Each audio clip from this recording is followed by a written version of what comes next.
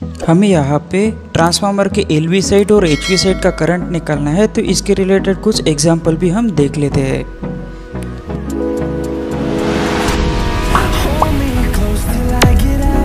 जैसे हमने देखा था कि ट्रांसफार्मर के दो टाइप होते हैं, स्टेप अप और स्टेप डाउन ट्रांसफार्मर, और उसमें प्राइमरी और सेकेंडरी साइड होती है और एचवी और एलवी साइड होती है। तो ये हमने पिछले क्लास में देख लिया। अब इसमें एक कुछ प्रॉब्लम देखते हैं ताकि हमारे पूरे कंसेप्ट यहाँ पे क्लियर हो जाए। केवी अगर हमें निकालना है तो केवी निकालने के लिए हमारे पास एक फार्मूला है √3VI। ये जो फार्मूला है ये फार्मूला हो जाता है 3 फेज़ के लिए, और केवीए अगर हमें निकालना है सिंगल फेज़ के लिए, मतलब करंट हमें निकालना है सिंगल फेज़ का, तो उसके लिए फार्मूला हो जाता है VI, और ये सिंगल फेज़ के लिए। अब यही से हमें I की वैल्यू निकालना है, तो इस फार्मूले को हम ऐसे भी लिख सकते हैं I = KVA divided by √3VI। तो ये फार्मूला हो जाएगा 3 फेज़ के लिए, मतलब ये फार्मूला यही है, सिर्फ करंट निकालना है तो हम इसको इस तरह से लिख सकते हैं। और सिंगल फेज़ के लिए अगर लिखना है तो हम इस तरह से सिंपली लिख सकते हैं KVA divided by VI, voltage और करंट। ये हो जाता है हमारा सिंगल फेज़ के लिए। अब एक प्रॉब्लम हम लेके चलते हैं। जैसे मान लेते हैं कि हमारे पास एक 500 kVA का डिस्ट्रीब्यूशन ट्रांसफार्मर है, तो उसका हमें एचवी और एलवी साइड का करंट निकालना है। जैसे हमने एक प्रॉब्लम को यहाँ पे लिख लिया कि 500 किलोवोल्ट डिस्ट्रीब्यूशन ट्रांसफार्मर का एलवी साइड का और एचवी साइड का करंट निकाले। तो हमें करंट निकालने के लिए ये फार्मूला तो हमने यहाँ पे सबसे पहले लिख लिया, तो हम केस 1 मान के चलते हैं। जैसे यहाँ पे लिख लेंगे केस 1 किसके लिए, हम सबसे पहले एचवी का करंट निकालेंगे, एचवी साइड का करंट निकालेंगे। तो हमारे पास फार्मूला हो जाएगा I = KVA divided by √3VI। ये फार्मूला हो गया। अब इसी फार्मूले में ये वैल्यू पुट करना है। अब 500 kVA, अब K मतलब किलो, तो हम इसको 1000 से मल्टीप्लाई कर सकते हैं। उसी तरह से ये I जो है, ये I यहाँ पे नहीं रहेगा। जैसे हमने I यहाँ पे निकाला तो ये भी I यहाँ पे नहीं रहेगा, ये हमने गलती से यहाँ पे लिख लिया। तो इस टाइप का फार्मूला बन जाएगा। तो √3, अब वोल्टेज कितना है ये भी इम्पोर्टेंट हो जाएगा।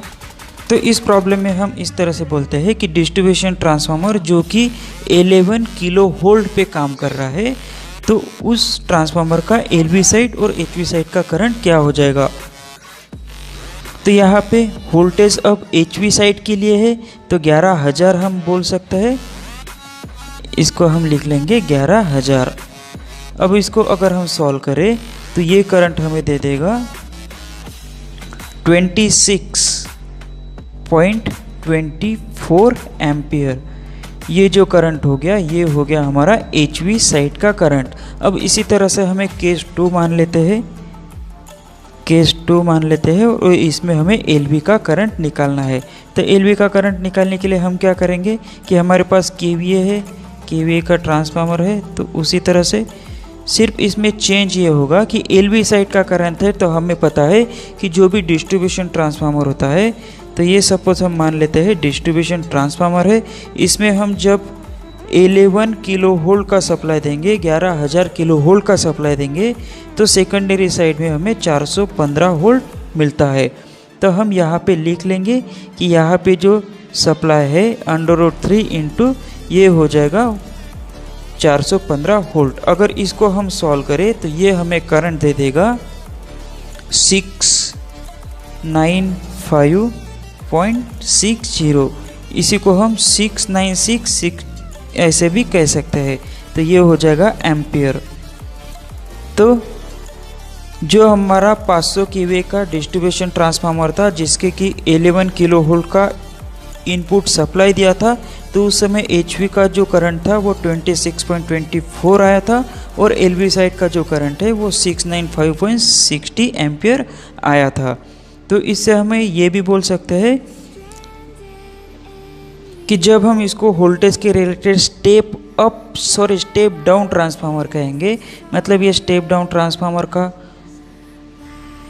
डायग्राम हो गया ट्रांसफार्मर के रिलेटेड। तो जब हम इसको 11 किलो वोल्ट का सप्लाई दे रहे हैं तो उस समय हमारा जो करंट यहाँ पे है वो हो जाएगा 26.24 एम्पियर। तो आउटपुट में सेकेंडरी में जब हमें वोल्टेज मिल रहा है 415 वोल्ट, तो यहाँ पे करंट जो हमें मिल रहा है वो मिल रहा है 696 एम्पियर। 600 इसको 96 हम अप्रॉक्स ले लेते हैं। तो इससे हम बोल सकते हैं कि ये अगर वोल्टेज के रिलेटेड हम इसे बोले तो ये हो जाएगा स्टेप डाउन ट्रांसफार्मर। अगर करंट के रिलेटेड हम इसे बोले तो ये हो जाएगा स्टेप अप करंट ट्रांसफार्मर। तो इसी रिलेटेड हम किसी भी अब ट्रांसफार्मर का एलवी साइड का सप्लाई हो, एचवी साइड का सप्लाई हो, वो हम इजीली सॉल्व कर सकते हैं। सिर्फ हमें क्या करना है, ये जो फार्मूला है, जैसे करंट निकालना है तो करंट के लिए फार्मूला हमने लिख लिया। कभी ट्रांसफार्मर जो होते हैं जो हाई वोल्टेज का वोल्टेज कम ज़्यादा करना है तो उसके लिए हम एमवी भी लेते हैं। तो जैसे मेन जो ट्रांसफार्मर है उसको हम वी इसी तरह से बोलते हैं। ये फार्मूला है, इसको हम ऐसे ही रखते हैं KVA। यहाँ पे लिख लेते हैं, यहाँ पे लिख लेते हैं जैसे KVA। के मतलब हमने अभी देखा था कि के का मतलब होता है कि 10⁻³ अगर कुछ ट्रांसफार्मर MVA के रहते हैं, MVA तो MVA मतलब 10⁻⁶। मतलब जब हम गुना करेंगे, जैसे कि गुना करेंगे तो इससे 1000 से गुना करेंगे और इससे 1 के ऊपर 6 टाइम 0 हम दे देंगे। तो इस तरह से ट्रांसफार्मर KVA में भी होते हैं, MVA भी होते हैं। तो मेन जो हमारा ट्रांसफार्मर होता है वो VA मतलब वोल्ट और एम्पियर पे काम करता है। और इसका पावर फैक्टर हमें पता नहीं रहता, किस टाइप का लोड हम कनेक्ट करते वो पता नहीं रहता।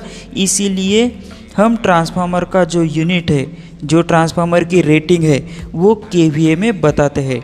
अगर हमें फिक्स लोड अगर पता रहता कि रेजिस्टिव, कैपेसिटिव, इंडक्टिव टाइप का लोड अगर इस पर कनेक्ट है, वो किस टाइप का कनेक्ट है, तो उससे हम पावर फैक्टर भी इसमें इंक्लूड कर देते। तो इसका पावर रेट हमें किलोवाट में बताते थे। लेकिन हमें इसका किस टाइप का पावर है वो पता नहीं है, इसलिए हम ट्रांसफार्मर को KVA में बताते हैं। तो सपोज यहाँ पे 11 किलो वोल्ट नहीं दिया होता, 132 किलो वोल्ट दिया होता, तो हम यहाँ पे 132 लिखते। उसी तरह से यहाँ पे 33 किलो वोल्ट के लिए रहता तो हम यहाँ पे 33 लिखते। तो मतलब जो वोल्टेज हमें गिवन है, जो KVA हमें गिवन है, उसको ही हम यहाँ पे फार्मूले में रख के इजीली HV और LV का करंट लिख सकते हैं, करंट निकाल सकते हैं। जैसे डिस्ट्रीब्यूशन ट्रांसफार्मर के बारे में कहे तो डिस्ट्रीब्यूशन ट्रांसफार्मर अलग अलग रेंज में आते हैं। जैसे कि 25 KVA में आ जाएगा, उसी तरह से 50 KVA में आएगा, 100 KVA में आएगा, 150 KVA में आएगा, 200 KVA, 250 KVA, 315 KVA, 500 KVA या फिर 630 KVA। इस टाइप के रेंज में डिस्ट्रीब्यूशन ट्रांसफार्मर आते हैं। तो इस सभी का LV और HV साइड का करंट हम अब इजीली निकाल सकते हैं। सो फ्रेंड्स, आज के लिए इतना ही। Thank you for watching this. See you next time.